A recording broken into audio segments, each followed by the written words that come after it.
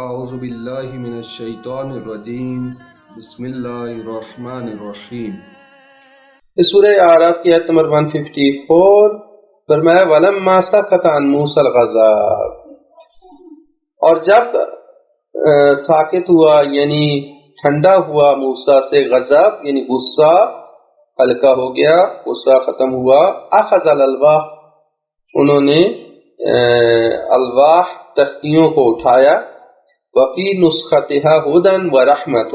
اور اس کے نسخہ میں ہدایت اور رحمت تھی، للذین، ان لوگوں کے لیے، ہم لربہم یرہبون، جو اپنے پروردگار سے رہب رکھتے ہیں یعنی ڈرتے ہیں۔ تو فرمایا کہ حضرت موسیٰ غصے میں تھے، غضب میں تھے، بس تو اسی وجہ سے جو غصے میں اور افسوس کی حالت میں تھے تو ان تختیوں کو پھینکا، یعنی تختیوں کو پھینکنا بھی اس بات کی علامت تھی کہ یہ اللہ کی طرف سے جو میں ہدایت لے کے آیا ہوں یہ کس کے لیے لے کے آیا ہوں، اس ہدایت کا کیا فائدہ کہ تم سارے گمراہ ہو گئے، تم شرک کرنے لگ پڑے، تو اب ان ہدایتوں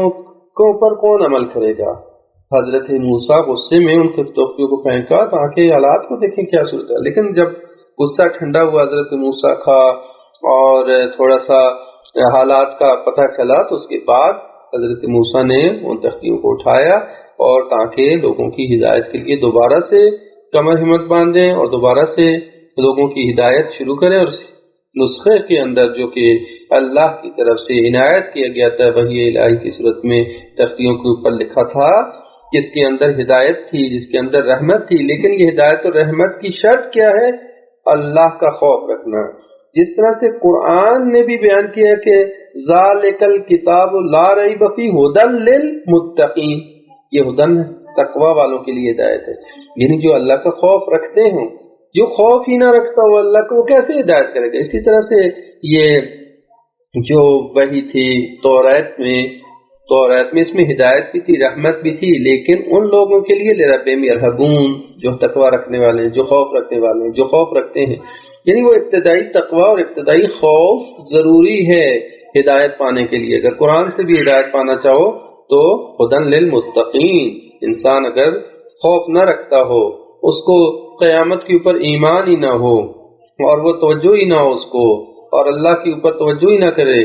تو اور اپنی اصلاح کی کوشش ہی نہ کرے تو پھر قرآن زبردستی کسی کی ہدایت نہیں کرتا۔ تو اسی طرح سے یہ توریت جو کہ نسخہ حضرت موسیٰ لے کے آئے تھے تختیوں کی صورت میں، اس میں ہدایت بھی تھی، رحمت بھی تھی، لیکن کن لوگوں کے لیے؟ ان لوگوں کے لیے جو اپنے رب سے خوف رکھتے تھے، ڈرتے ہیں۔ پھر سورہ اعراف کی آیت نمبر 155 یہ ارشاد فرمایا کہ وَاخْتَارَ مُوسَىٰ لِقَوْمِهِ 70 رَجُلًا لِمِيقَاتِنَا، اور اختیار کے انتخاب کیا موسیٰ نے اپنی قوم سے 70 رجلاً 70 آدمیوں کو، لِمِيقَاتِنَا ہماری ملاقات کے لیے، ہمارے میقات کے لیے۔ فَلَمَّا أَخَذَتْهُمُ الرَّجْفَةُ، جب ان کے اوپر بجلی چمکی اور نور چمکا اور جس کی وجہ سے وہ گر پڑے، قَالَ رَبِّ لَوْ شِئْتَ أَهْلَكْتَهُم مِّن قَبْلُ وَإِيَّايَ، پروردگار، حضرت موسیٰ نے کہا پروردگار اگر تو چاہتا تو انہیں ہلاک کر دیتا اس سے پہلے اور مجھے اور ان کو اس سے پہلے ہلاک کر دیتا۔ أَتُهْلِكُنَا بِمَا فَعَلَ السُّفَهَاءُ، کیا تو ہمیں ہلاک کرے گا اس وجہ سے، اس سبب سے کہ جو انجام دیا ہم میں سے احمق لوگوں نے، السفہاء منا، ہم میں سے کچھ احمق لوگوں نے جو فعل انجام دیا، اس وجہ سے تمہیں ہلاک کرے گا۔ ان ہی الا فتنتک، نہیں ہے مگر یہ تیری آزمائش، یہ تیری آزمائش ہے۔ تضل بہا من تشاء، تو گمراہ کرتا ہے اس کے ذریعے جسے چاہتا ہے، وتہدی من تشاء، اور جسے چاہتا ہے ہدایت دیتا ہے۔ انت ولینا، تو ہی ہمارا ولی ہے، سرپرست ہے۔ فاغفر لنا، پس بخش دے ہمیں، وارحمنا، اور رحم فرما ہم پر، وانت خیر الغافرین، اور تو بہترین معاف کرنے والا ہے اور بخشنے والا ہے۔ اب گزشتہ آیات میں وہاں پہ تذکرہ ہوا تھا کہ حضرت موسیٰ نے فرمایا کہ رب ارنی، کہ پروردگار میں دکھا کہ میں چاہتا ہوں کہ تجھے دیکھوں. تو حضرت وہ میں نے اس وقت عرض کیا تھا کہ یہ حضرت موسیٰ کی ڈیمانڈ نہیں تھی، یہ ان کی قوم کی ڈیمانڈ تھی. اور اس میں وہاں پہ تذکرہ نہیں ہوا تھا کہ حضرت موسیٰ اپنے ساتھ ان 70 افراد کو لے کے گئے. لیکن بعض کے بقول یہ الگ سے واقعہ پیش آیا، بعض کے بقول وہی حضرت موسیٰ جب کوئی طور پر میقات کے لیے جا رہے تھے تو قوم نے ڈیمانڈ کی کہ ہم چاہتے ہیں، دیکھنے چاہتے ہیں موسیٰ تیرا پروردگار کیسا ہے. تو حضرت موسیٰ نے سمجھایا ان کو کہ بھائی اپنے پروردگار کو، خدا کو ان آنکھوں سے نہیں دیکھ سکتے. انہوں نے ضد کی ہمیں دیکھنا، تو حضرت موسیٰ نے پھر 70 افراد کا انتخاب کیا. اب وہ 70 افراد کو لے کے گئے تھے حضرت موسیٰ، یا اسی وقت جب 30 دنوں کا راتوں کا وعدہ کیا تھا، یا یہ بات کی بات ہے. تو بظاہر اس گزشتہ آیات سے یہ پتہ چلتا ہے کہ اسی موقع پہ لے کے گئے حضرت موسیٰ. اور اب اس کی وضاحت اب ان آیات میں آ رہی کہ حضرت موسیٰ جب اس میعاد پر، چونکہ وہ بھی میقات حضرت موسیٰ کا تھا اور یہ بھی میقات تھا، اور حضرت موسیٰ کو اللہ نے بلایا تھا، تو یہ لوگ بھی چل پڑ جی ہم نے بھی جانا ہے. تو یہ 70 افراد کو حضرت موسیٰ انتخاب کر کے لے کے گئے تھے کہ جو مقرر کردہ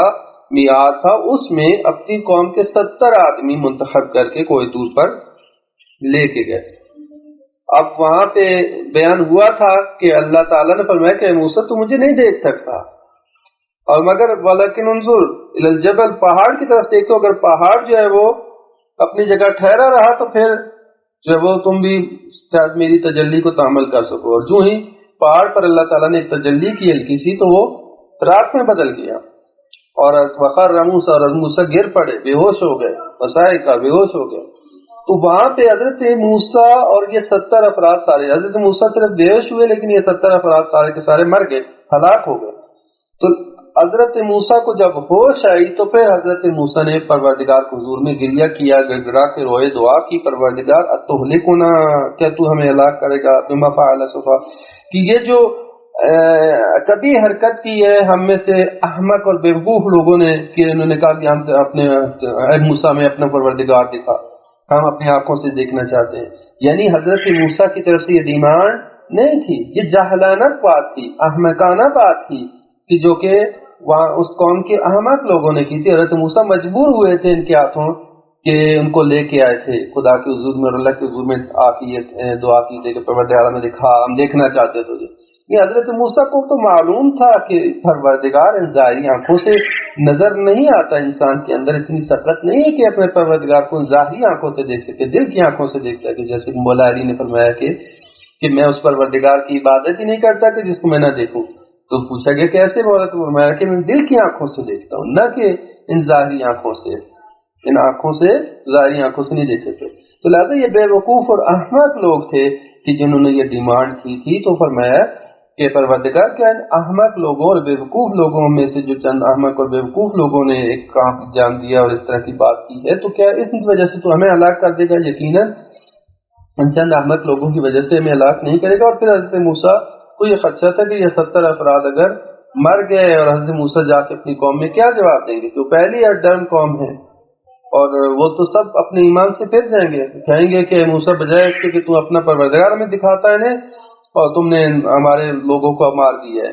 ٹھیک ہے، قتل کر کے ان کو تم آ گئے ہو. یعنی حضرت موسیٰ کے اوپر انہوں نے الزام لگا دینا تھا اور الٹا اور زیادہ گمراہ ہو جاتے. تو لہٰذا حضرت موسیٰ بالآخر جو ہے وہ ایسی قوم کے درمیان پھنسے ہوئے تھے، اور انتہائی واقعاً صبر ہے حضرت موسیٰ کا. اتنا ان لوگوں نے حضرت موسیٰ کو اذیت قرآن نے بیان کیا ہے، سورہ صف میں بھی بیان کیا ہے کہ حضرت موسیٰ نے ان لوگوں سے ہاتھ جوڑ کے لیے کہا کہ کیوں مجھے اذیت دیتے ہو اے بنی اسرائیل، لما تؤذوننا، کیوں مجھے اذیت دیتے؟ دلائل کہ تم جانتے ہو کہ میں اللہ کا رسول ہوں، یعنی تمہیں علم ہے کہ میں رسول خدا ہوں، اللہ کی طرف سے بھیجا ہوا ہوں، پھر بھی مجھے اذیت دیتے ہو. یعنی اتنی اذیتیں حضرت موسیٰ کا یہ تحمل ہے کہ انہوں نے تحمل کیا، بار بار جو ہے وہ ڈیمانڈیں، طرح طرح کی اذیتیں، طرح طرح کی تکلیفیں، لیکن حضرت موسیٰ پھر بھی اپنی قوم کے درمیان سے نہیں گئے، پھر بھی ان کو ہدایت کرتے رہے. تو لہٰذا یہ حضرت فرمایا کہ پروردگار یہ تیری آزمائش ہے، تو نے مجھے بھی آزمائش میں ڈالا، یہ قوم بھی آزمائش میں مبتلا ہے. پروردگار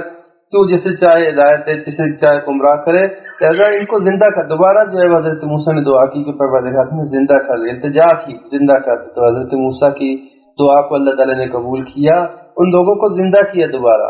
زندہ ہوئے۔ پھر جو ہے واپس اپنی قوم میں جا کے انہوں نے کہا کہ بھئی ہماری بس کی بات نہیں ہے خدا کو دیکھنا، تو کیونکہ سارا واقعہ وہ دیکھ کے آئے تھے اور جا کے انہوں نے بیان کیا۔ تو سورہ اعراف کی آیت نمبر 156 فرمایا کہ وَاكْتُبْ لَنَا فِي هَٰذِهِ الدُّنْيَا حَسَنَةً وَفِي الْآخِرَةِ إِنَّا هُدْنَا إِلَيْكَ قَالَ عَذَابِي أُصِيبُ بِهِ مَن أَشَاءُ۔ اور اسی طرح حضرت موسیٰ نے یہ فرمایا وَاكْتُبْ، اور تو لکھ لے ہمارے لیے اس دنیا میں حسنہ، بھلائی لکھ دے، وفی الآخرہ، آخرت میں بھی بھلائی لکھ دے ہمارے لیے، اِنَّا هُدْنَا إِلَيْكَ،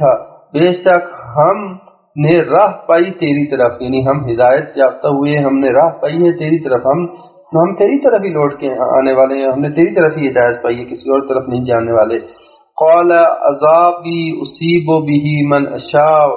ورحمتی وسعت کل شیء، فرمایا اللہ تعالیٰ نے فرمایا کہ میرا عذاب پہنچے گا اسے جسے میں چاہوں گا،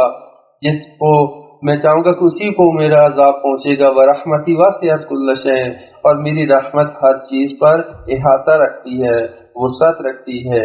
فَسَأَكْتُبُهَا لِلَّذِينَ يَتَّقُونَ وَيُؤْتُونَ الزَّكَاةَ، پس ان قریب میں لکھ لوں گا ان لوگوں کو کہ جو ان لوگوں کے لیے جو جنہوں نے تقوی اختیار کیا، جو تقوی اختیار کرتے ہیں، وَيُؤْتُونَ الزَّكَاةَ، اور زکوٰۃ دیتے ہیں،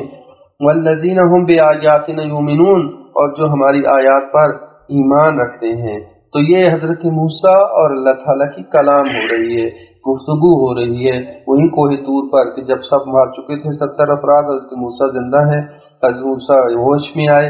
اور یہ اللہ کے حضور میں گڑ گڑا کے روئے، دعا کی، اور اللہ کے ساتھ ان کی کلام ہے۔ حضرت موسیٰ کلیم اللہ کہلاتے ہیں، اللہ تعالیٰ سے کلام کرتے، تو اللہ تعالیٰ سے ان کی کلام ہو رہی ہے کہ ہمارے لیے اس دنیا میں بھی بھلائی لکھتے، آخرت میں بھی بھلائی لکھتے، اور ہم تیری طرف ہی رجوع کرنے والے ہیں اور تیری طرف ہی لوٹنے والے ہیں۔ اور فرمایا کہ میرا عذاب تو اس پر ہی جس پر میں چاہتا ہوں نازل ہوگا، یعنی جو لوگ اس قابل ہیں کہ ان پر میرا عذاب نازل ہو تو ان پر عذاب نازل ہوگا، اور ان پر عذاب شامل حال ہوگا ان کے، لیکن میری رحمت وسیع ہے، ہر ایک جو چاہے میری رحمت سے استفادہ کر سکتا ہے، یعنی اللہ تعالیٰ تو چاہتا ہے کہ ہر ایک میری رحمت سے فیض یاب ہوں، لیکن کچھ لوگ اپنی ہٹ درمی کی وجہ سے اپنے آپ کو اللہ کی رحمت سے محروم کرتے ہیں۔ اللہ وسعت رحمتی کل، میری رحمت ہر چیز کو احاطہ کیے ہوئے ہے، لیکن کچھ لوگ زبردستی اپنے آپ کو اللہ کی رحمت سے دور کرنے کی کوشش کرتے ہیں۔ تو یہ بات ہے، اللہ فرما رہا ہے کہ میری رحمت تو ہر چیز کو، لیکن جو اپنے آپ کو میری رحمت سے خود ہی دور کرنا چاہتا ہے، خود ہی لعنت کا مستحق ہونا چاہتا ہے، خود ہی میرے غضب کا شکار ہونا چاہتا ہے، تو پھر ان کے لیے عذاب ہے۔ لیکن جو لوگ ان لوگوں کے لیے میں لکھ دوں گا، میں اپنی رحمت کو ان لوگوں کے لیے لکھ دوں گا جو پرہیزگاری اختیار کرتے ہیں، جو تقوی اختیار کرتے ہیں، جو زکوٰۃ دیتے ہیں، میری آیتوں کے اوپر ایمان لاتے ہیں، تو ان لوگوں کے لیے میں جو ہے وہ اپنی رحمت کو لکھ لوں گا۔ اور پھر اس میں مزید وضاحت ہے کہ وہ کون لوگ ہیں کہ جو اللہ کی رحمت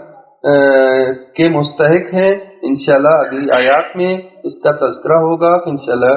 نیکسٹ جو ہے جلسے میں اس بارے میں گفتگو ہوگی۔ اللہ تعالی ہم سب کو قرآن کریم کی آیات کو سمجھنے اور عمل پیرا ہونے کی توفیق عطا فرمائے۔